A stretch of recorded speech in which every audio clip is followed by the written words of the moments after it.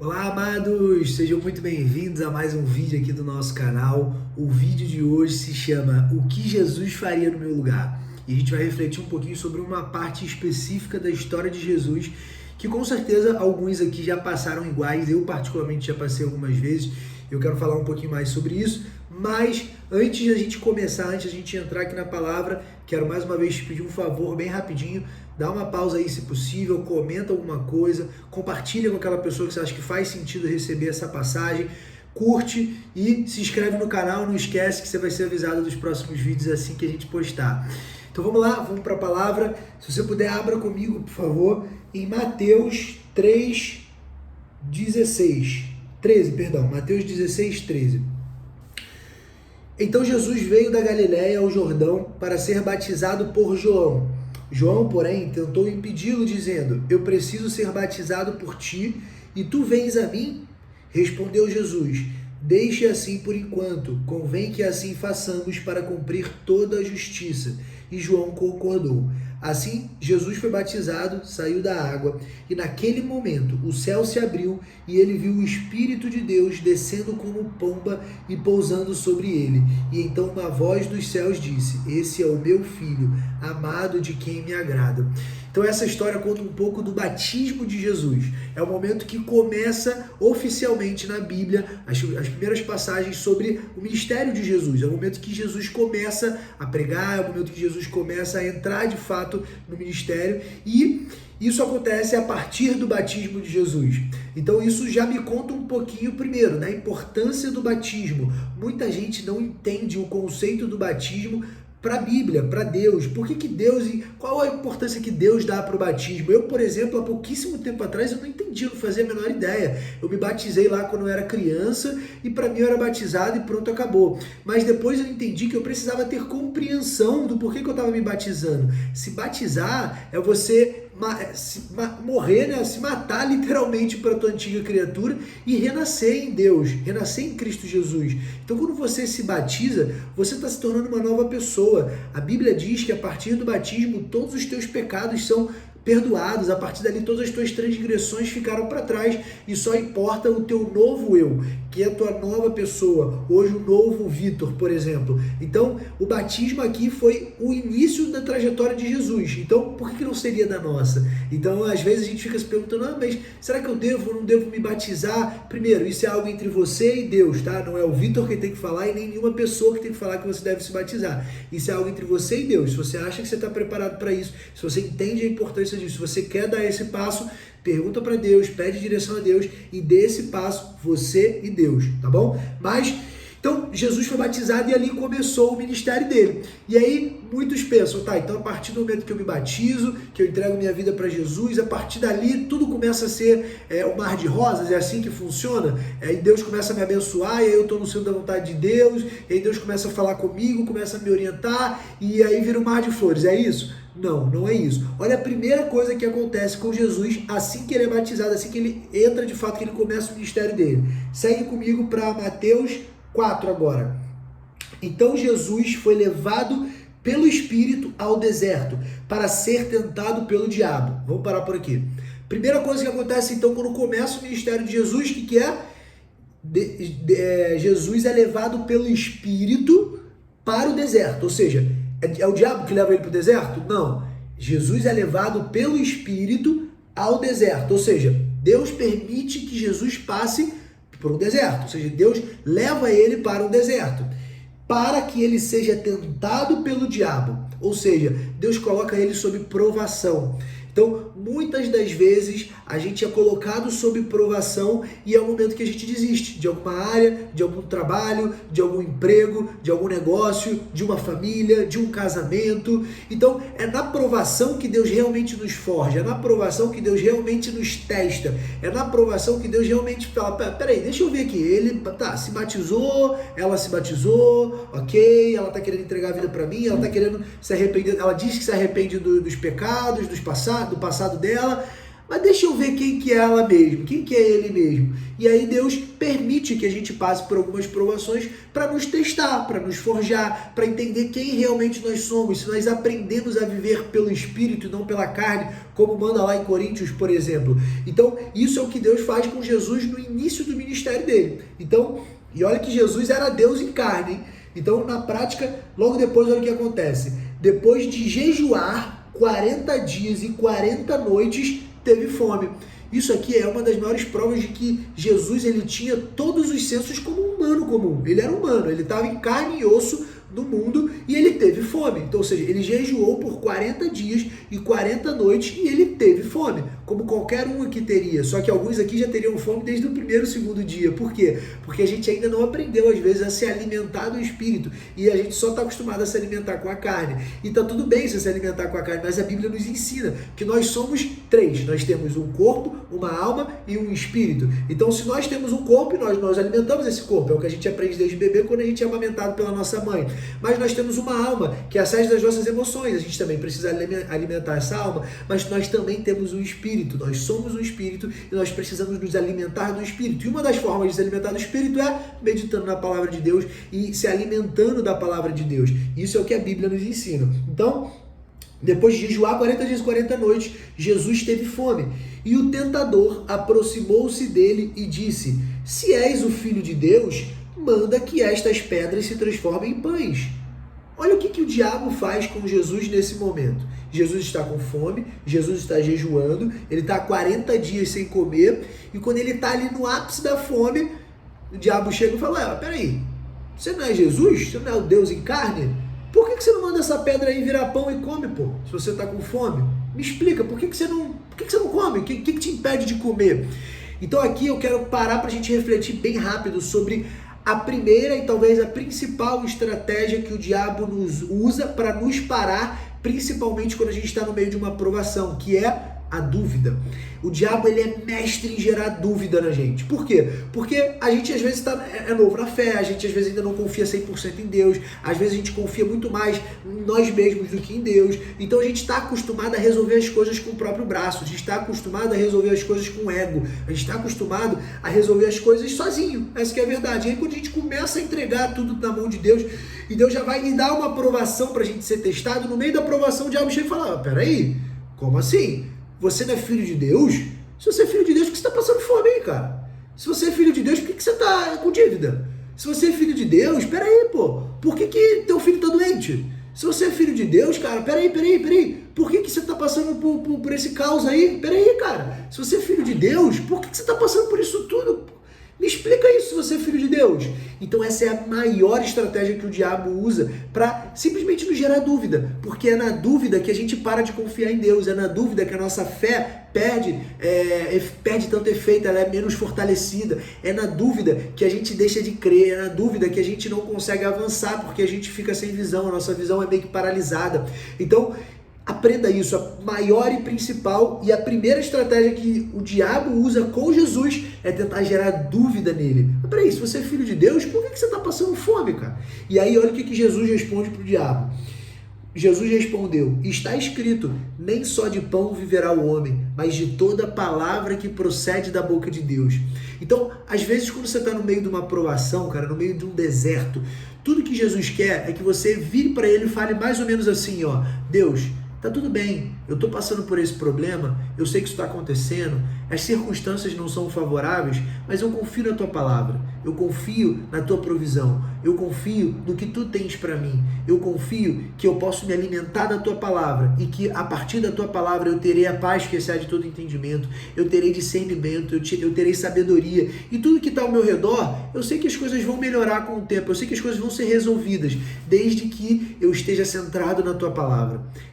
Isso é tudo que Deus quer no meio de um deserto. Ele quer que você entenda que nada ao redor importa a partir do momento que você está no centro da vontade dele. Ele é capaz de resolver tudo no estalar de dedos. Só que ele precisa que você entregue o controle na mão dele. Esse que é o ponto. E é isso que Jesus nos ensina quando ele entra no deserto. Esse é o primeiro ensinamento apenas. Mas logo em seguida, vamos lá. Então o diabo o levou à cidade santa e colocou-o na parte mais alta do templo e disse: se és o filho de Deus, joga-te daqui para baixo, pois está escrito: Ele dará ordens a seus anjos a seu respeito, e com as mãos ele os segurarão, para que você não tropece em alguma pedra. E Jesus lhe respondeu: mas também está escrito, não ponha à prova o Senhor, o seu Deus. Então qual que é a segunda estratégia que o diabo usa com Jesus? Além de criar dúvida, que foi a primeira coisa que ele tentou depois criar dúvida na palavra. Isso é muito importante. Você já viu aquele teu amigo ou aquele teu familiar que fala mais ou menos assim: ah, não, mas espera aí, a Bíblia foi escrita há milênios atrás. Não, mas a palavra de Deus, cada um interpreta de um jeito. É mais ou menos de um jeitinho. É mais ou menos assim. Você já viu alguém falando isso? Eu, particularmente, eu preciso confessar, eu já falei isso para alguns familiares e para algumas pessoas próximas a mim. E essa é a segunda estratégia que o diabo usa com Jesus. Qual? Ele tenta confundir Jesus dentro da própria palavra. Então, toma cuidado, não só com essas pessoas, porque às vezes essas pessoas elas só não têm discernimento, por isso que elas estão falando isso. Mas toma cuidado, porque isso é uma estratégia que o diabo está usando contigo. Aprenda que a palavra de Deus, a Bíblia, ela não é um livro para você ler, dar um check e legal, vamos para o próximo livro. Como você pode fazer com outros livros em outras áreas. A Bíblia, na prática, ela é um manual de instruções onde você deve meditar. Então, quando você está lendo uma palavra, eu, por exemplo, não sei se você já teve essa experiência, eu já li, às vezes, o mesmo capítulo, o mesmo versículo, 2, 3 vezes, e cada vez que eu lia, me dava uma palavra, uma direção diferente, porque o Espírito Santo falava uma coisa diferente para mim, através da mesma palavra, do mesmo versículo. Então, se Deus é capaz de fazer isso com a mesma palavra, que conscientemente para muitos é a mesma coisa, você está lendo a mesma coisa, pô. Como assim? Você leu a mesma frase, e aquela mesma frase, em 2, 3 momentos diferentes, te falou 3 coisas diferentes. Simples, porque quando você lê a Bíblia, não é a tua consciência lendo uma frase, mas é o Espírito Santo de Deus falando com você. E para isso você precisa se permitir, você precisa ler meditando na palavra, você precisa ler cada frase, cada parágrafo e parar, imagina aquilo acontecendo, deixa Deus falar contigo. Eu brinco, uma vez eu estava conversando com uma pessoa muito próxima, um familiar meu muito próximo, que me perguntou: Vitor, às vezes eu não consigo ler a Bíblia, eu leio a Bíblia e eu não entendo. O que eu preciso fazer para ler a Bíblia e entender? 2 coisas. Primeiro, você precisa pedir ajuda para o Espírito Santo, porque a interpretação da Bíblia é o Espírito Santo que te dá, não é você que tem na maioria das vezes. E a segunda coisa é, você precisa discernir a palavra e ler meditando. É simples. Se você lê como se fosse uma frase qualquer, óbvio que você não vai entender, porque são contextos muito antigos. Eu, por exemplo, odeio história, cara. Eu sou engenheiro, eu odeio história. Odeio muito, odeio. Tipo, eu na faculdade não, no colégio, quando eu estudava história, eu decorava tudo, fazia a prova, uma semana depois não lembrava de mais nada. Mas nada. Hoje, se você me perguntar qualquer coisa sobre a Bíblia, a maioria das coisas eu sei. Por quê? Porque eu gosto de história? Não, eu odeio, pô. Só que eu já meditei tanto na palavra de Deus que as coisas vão se fixando, vão se prendendo, enfim. Então, primeiro, você precisa ler a Bíblia meditando. E quando você começa a ler a Bíblia meditando, uma palavra nunca vai contra-argumentar a outra. Aprenda isso. A palavra de Deus, ela não é contraditória. O Espírito Santo de Deus é que fala com você através das palavras. Então, a maioria das vezes, quando a gente está no meio de uma aprovação e a gente já está com alguma dúvida, tipo, pô, eu estou passando por essa aprovação, será que Deus vai me ajudar mesmo? Será que Deus vai resolver esse meu problema? E aí a gente já tá com um pingo de dúvida, com 1% de dúvida. Aí ainda vem uma dúvida na palavra. Pô, mas peraí, a palavra dizia isso, isso, isso, aquilo. Então, aí você começa a se questionar sobre a tua fé, você começa a se questionar sobre a palavra, você começa a se questionar sobre Deus, e aí é nesse momento que o diabo tenta agir. Mas a Bíblia nos garante que todas as coisas cooperam para o bem daqueles que amam a Deus. A Bíblia nos garante que se você confiar tudo, Ele é o teu pastor e nada te faltará. Você só precisa confiar na palavra e meditar nela. E dessa maneira você vai vencer todas essas estratégias que o diabo sempre vai querer usar contra nós. E aí vamos para a terceira estratégia que o diabo usou depois contra Jesus. Depois o diabo o levou a um monte muito alto e mostrou-lhe todos os reinos do mundo e o seu esplendor, e lhe disse: tudo isso te darei se prostrares e me adorares. Então, qual que é a próxima estratégia que o diabo usou contra Jesus? Primeira estratégia, lembrando, ele gerou dúvida. Ele tentou gerar dúvida em Jesus. Jesus falou: não, cara, peraí, eu não me alimento só de pão, eu me alimento da palavra de Deus. A palavra de Deus que procede sobre a boca dele também me alimenta. Segunda coisa, ele gera dúvida na palavra, ele tenta gerar dúvidas dentro da palavra de Deus. E aí Jesus fala: mas também está escrito, não ponham à prova o Senhor, o seu Deus.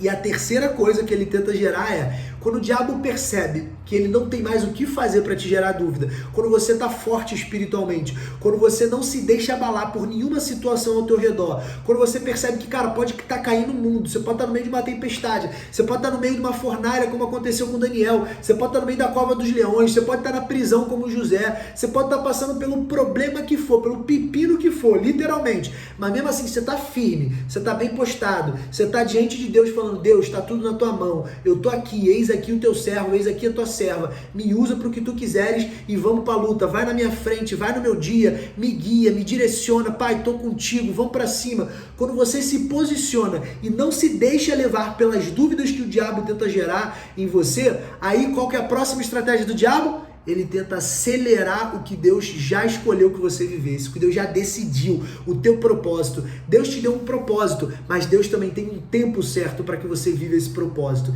E aí quando o diabo percebe que ele não consegue te tirar dúvida, o que ele faz? Peraí, vou acelerar o propósito dele para que ele viva o que Deus já quer que ele viva antes do propósito, que aí ele vai acelerar, ele vai chegar no propósito sem estar preparado para o propósito. Esse é um ponto muito importante. Então, todas as vezes que você já teve, por exemplo, talvez você já tenha passado por isso, aquela oportunidade de trabalho que te dá dinheiro rápido, aquela oportunidade de crescer muito rápido, aquela oportunidade de um investimento que você vai ter um retorno muito rápido, aquela oportunidade de, por exemplo, um relacionamento que você achava que iria se desenrolar e ia ser muito rápido. Tudo aquilo que é rápido ao olhar humano, na maioria das vezes não é certo ao olhar de Deus. Então, toma cuidado com isso. Todas as vezes que você quer acelerar algo que Deus já quer que você viva, é o diabo usando uma estratégia para que você viva o teu propósito, só que antes da hora. Porque quando você chega no teu propósito antes da hora, você chega sem preparo. Você chega sem preparo emocional, sem preparo espiritual, sem preparo mental, na maioria das vezes. Imagina, por exemplo, se José tivesse... A gente já falou um pouco sobre a história de José. Imagina se José tivesse chegado a governador do Egito antes de ter sido governador da casa de Potifar, antes de ter ficado preso. Será que ele teria capacidade para continuar como governador ali do Egito? Provavelmente não, por isso que Deus fez ele passar por aquele propósito. Será que, por exemplo, Daniel, a gente falou no último vídeo sobre a história de Daniel, será que ele teria capacidade de ter sido governador também da Babilônia, se ele não tivesse passado pelos 3 anos de aprendizado, se ele não tivesse visto a guerra? Provavelmente não. Todas as coisas cooperam para o bem daqueles que amam a Deus. Então entenda, tudo que você está passando, tudo que você já passou, é um processo de Deus. Você pode até ter causado muitas coisas ruins que aconteceram na tua vida, mas está tudo certo. Pede perdão para Deus, se arrepende dos teus pecados e começa a viver a vida que Cristo quer para você. E a partir dali, Deus vai te guiar. E não quer dizer que vai ser tudo flores, não vai. Você vai passar por provações, o mundo terei aflições. Isso a palavra garante, a Bíblia garante que no mundo nós teremos aflições. Porém, todas as aflições, Deus estará conosco, Deus estará do nosso lado e Deus estará nos guiando. Então, no meio dessas aflições, só fica tranquilo, descansa teu coração, entrega tudo na mão de Deus, que Ele vai resolver. Mas aprenda a discernir o tempo de Deus, senão o diabo vai te confundir com o tempo dele. Tudo que Deus tem para você tem o tempo perfeito. Deus tem o propósito perfeito, o tempo perfeito para a tua vida. Mas você não pode se deixar confundir por qualquer coisa. Você não pode se deixar confundir, principalmente na palavra. Pede instrução para o Espírito Santo te guiar. E terceiro, você não pode querer viver o que Deus já tem para você antes da hora. Aprenda a viver as coisas no tempo certo. Em Eclesiastes, a Bíblia nos garante: tudo tem o seu tempo certo. Há o tempo de colher, há o tempo de plantar, há o tempo de semear, há o tempo certo para tudo nesse mundo. Então, entrega tudo na mão de Deus e aprenda a viver tudo no tempo certo. Essas são as 3 estratégias que o diabo usou contra Jesus e que ele usa até hoje na vida de cada um de nós, principalmente quando a gente ainda não tem tanto discernimento. O grande ponto é, quando você conhece o teu inimigo, fica muito mais fácil você ganhar a batalha. Por quê? Porque você já sabe todas as estratégias. Imagina um time de futebol que ele entra em campo sabendo todas as estratégias que o outro time pode usar. É muito mais fácil dele ganhar, ele vai saber se defender no tempo certo, ele vai saber atacar no tempo certo, ele vai saber ficar segurando a bola no tempo certo, ele vai saber até fazer cera no tempo certo, se for o caso. Mas o ponto é, você vai ter todas as estratégias. Eu profetizo em nome de Jesus que a partir desse vídeo você terá todas as estratégias necessárias para que nenhuma batalha, para que nenhuma provação, para que nenhum deserto, para que nenhuma doença, nenhuma enfermidade, para que nenhuma dívida, para que nada que o diabo tente usar contra você te gere dúvida, nada te faça viver o propósito de Deus fora do tempo, nada vai te confundir em nome de Jesus. Amém? Vamos fazer uma breve oração para a gente encerrar. Eu espero que você tenha gostado dessa palavra. Se você gostou, não esquece. Se você não compartilhou no início, compartilhe agora com alguém que você acha que precise receber essa palavra. E vamos orar em nome de Jesus. Pai, obrigado, Senhor, por essa palavra. Obrigado, meu Pai, pela tua instrução. Obrigado, Pai, pelo teu Espírito Santo de Deus, Pai, que nos guia, que nos direciona, que nos protege, que nos blinda, Senhor. Pai, nos ensina, Pai, a caminhar debaixo da tua palavra. Nos ensina, Pai, a nos resguardar, a nos blindar, a nos proteger, Pai, de todas as dúvidas que o inimigo tenta nos gerar, às vezes que o mundo tenta nos gerar, Pai. Todas as dúvidas, Pai, que às vezes uma pessoa próxima, um familiar próximo, Pai, tenta nos gerar sobre a tua palavra, Pai. A tua palavra nos garante, Senhor, que tudo coopera para o bem daqueles que amam a Deus, Senhor. E eu creio, Pai, que no mundo teremos aflições, mas tu não sairás do nosso lado, Pai. Assim como fizeste com José, assim como fizeste com Daniel, assim como fizeste com Jesus, com teu Filho unigênito, Pai. Assim como fizeste com todos eles, Pai. Eu tenho certeza, Pai, que na autoridade do sangue de Jesus, nós temos acesso, Pai, ao sobrenatural que tu tem para nossas vidas, Pai. No teu tempo, Pai, com o teu discernimento, com a tua sabedoria, Senhor. Nos ensina a discernir o teu tempo, nos ensina, Pai, a discernir a tua palavra, Pai. Fala conosco através da tua palavra, nos ensina a meditar na tua palavra, Pai, para que vivamos tudo que tu tens para nós, Pai. O propósito que tu escolheu para cada um de nós, Pai. O propósito que tu tem para nós, Pai, é diferente para cada um. Tu tem um propósito específico, individual, Pai, para cada um de nós, é personalizado. Eu sei, Pai, a tua bênção é personalizada, Senhor. Por isso eu te peço, Pai, age em nossas vidas, Senhor. Guarda a nossa semana, nosso final de semana, guarda a nossa semana que vem, Senhor. Vai à frente das nossas lutas para que possamos, Pai, sempre estar convictos, Pai, sem nenhuma dúvida, Pai, de tudo que tu tem para nós. Em nome de Jesus, Pai, te entregamos tudo que temos, Senhor, e confiamos na tua boa, perfeita e agradável vontade, Pai. Em nome de Jesus, Senhor. Amém. Amém, amados. Que você tenha um ótimo final da semana e até semana que vem.